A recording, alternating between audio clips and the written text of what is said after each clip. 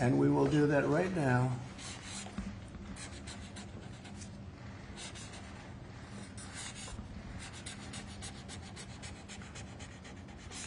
I think that's a big one, I'll be honest. I think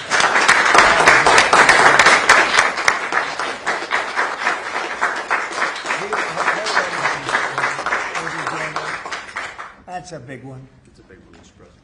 Do you have any questions on this subject? We're going to be discussing the G20 in a couple of minutes, but yes, please. No, right there. What gave you the idea for this rebrand? And a question for you, the newly minted Secretary of War. What message does this send to our enemies, to our allies, to the American people? And again, what gave you the idea for this rebrand at this moment? I think it sends a message of victory. I think it sends really a message of strength. We're very strong. We're much stronger than anyone would really understand.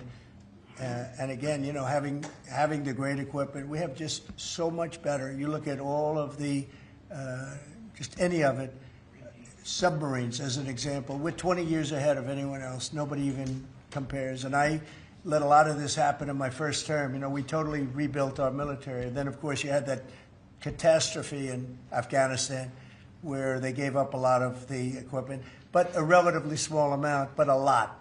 It was a lot in Afghanistan. I think it was the most, General, I'd say it was the most embarrassing day in the history of our country, the way that happened, the way they went to the wrong airport. They should have gone to Bagram, not the local little airport with no security, with tight quarters, etc.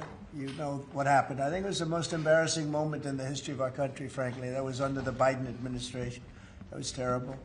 And we were going to be leaving, but we were leaving with strength and dignity. We were going to keep Bagram because Bagram's 1 hour away from where China makes its nuclear weapons. We're going to have that all to ourselves, a big, beautiful place built many years ago from money that today would be the equivalent of, you know, many, many billions of dollars. You couldn't build it.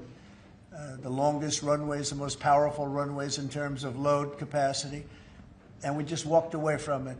So stupid. And they were fools. The people were fools. No, we have the strongest military, and I think that indicates we have the strongest military.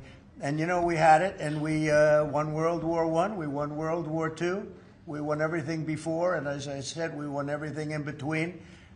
And we were very strong, but we never fought to win. We just didn't fight to win. We didn't lose anything, but we didn't fight to win. We could have won every one of those wars quickly, but they went a route that I think was probably politically correct, but not correct for our nation. So I think the Department of War sends a signal. Yeah, please. Mr. You alluded to